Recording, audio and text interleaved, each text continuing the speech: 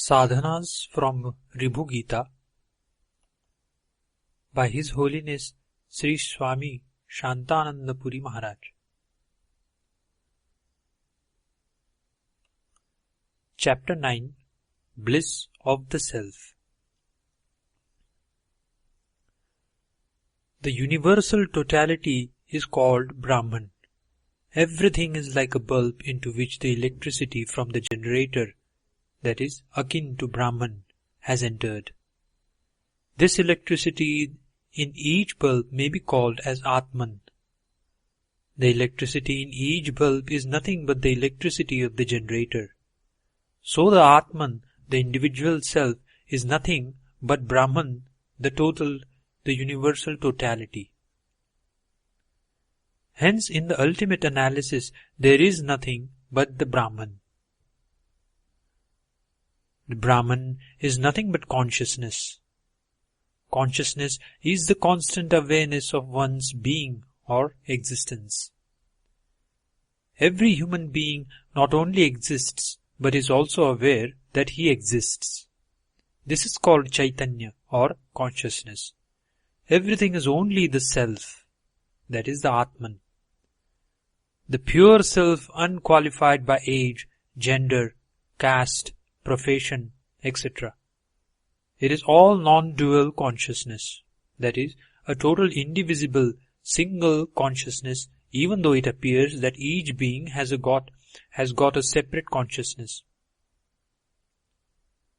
Even Schrödinger, a famous scientist and professor emeritus, has pronounced that consciousness is always in singular and there is no plural for it.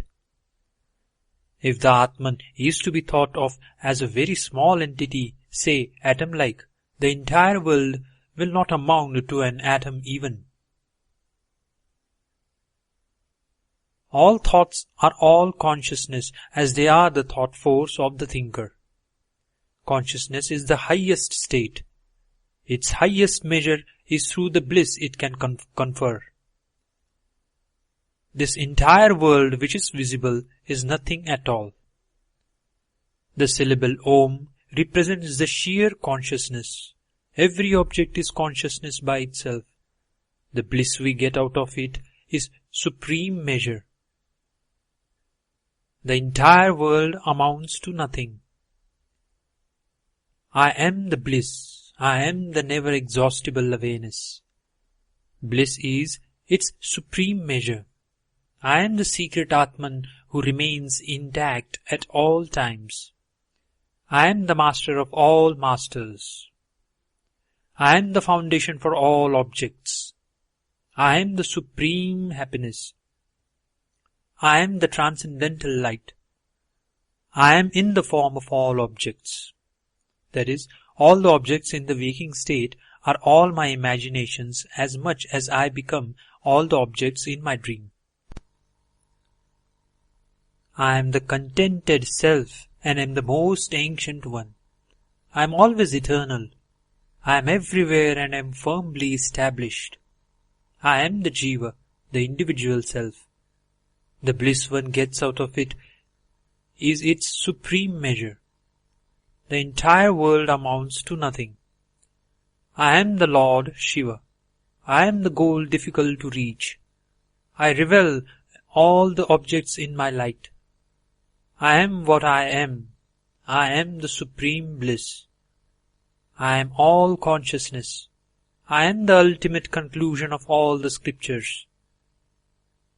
I am only consciousness. Nothing else exists other than my form of consciousness. By myself I am nothing. I am the universal totality, that is Brahman, as also appear as the individual self. I am ever pure and ever liberated. I am ever content and blemishless. All the world is the self only. This world, which is created by the mind, that is imagination, is all self only. All the joy is because of self only. The entire Brahman is all consciousness. I am only Brahman. The happiness I get out of it is its supreme measure. The entire visible world is nothing at all. Myself and yourself are both unreal. The entire thought waves are unreal, and the attributes and their absence is all unreal. The mind is unreal. The entire world is only Brahman. All the demons are unreal, and the form of the Lord is also unreal. All the gods like Vishnu and Brahma, as also the entire creation, are all unreal. The Puranas, that is, religious mythology, and Dharma Shastras, that is, part of scriptures presenting the various compulsory rites for performance, are all unreal too, even though they give the delusion of being real. That is, the doorway out of the hell is in the hell itself. So also, when everything is unreal, then scriptures too are part of unreality, but are meant as an exit door to reality, and thus are very useful. Joy and sorrow, success and failures, bondage and liberation, birth and death, I and you are all unreal. The entire life is a dream drama, while the only reality, namely the Brahman, Atman, remains unchanged without any moment.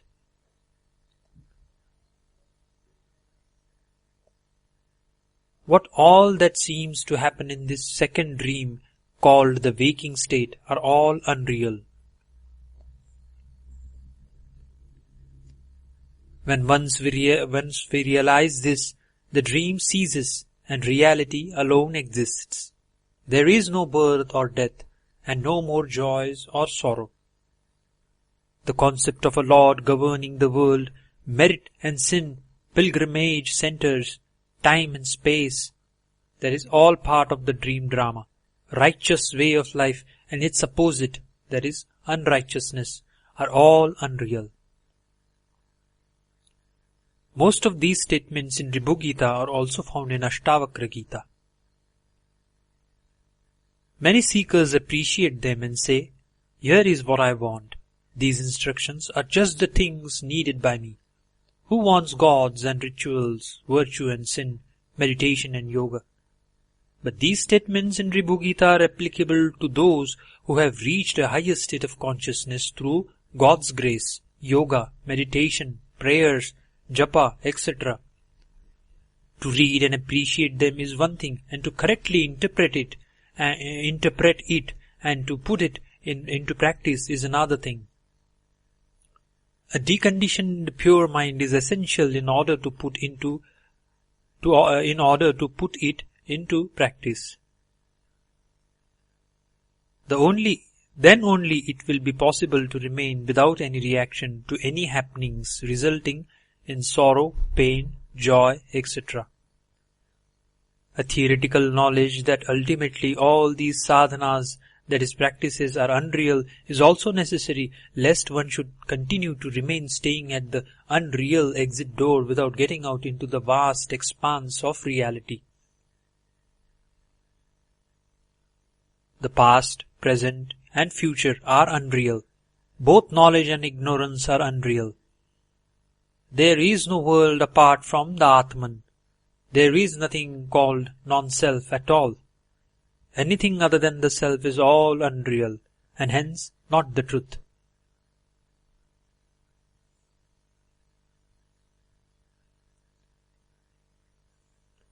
There is no joy apart from the Atman. Nothing else exists apart from the Atman. There is no refuge apart from the Atman. One should always abide in the self. The man of knowledge who hears this chapter on the bliss of the Atman once becomes the Brahman himself. Here ends chapter 9.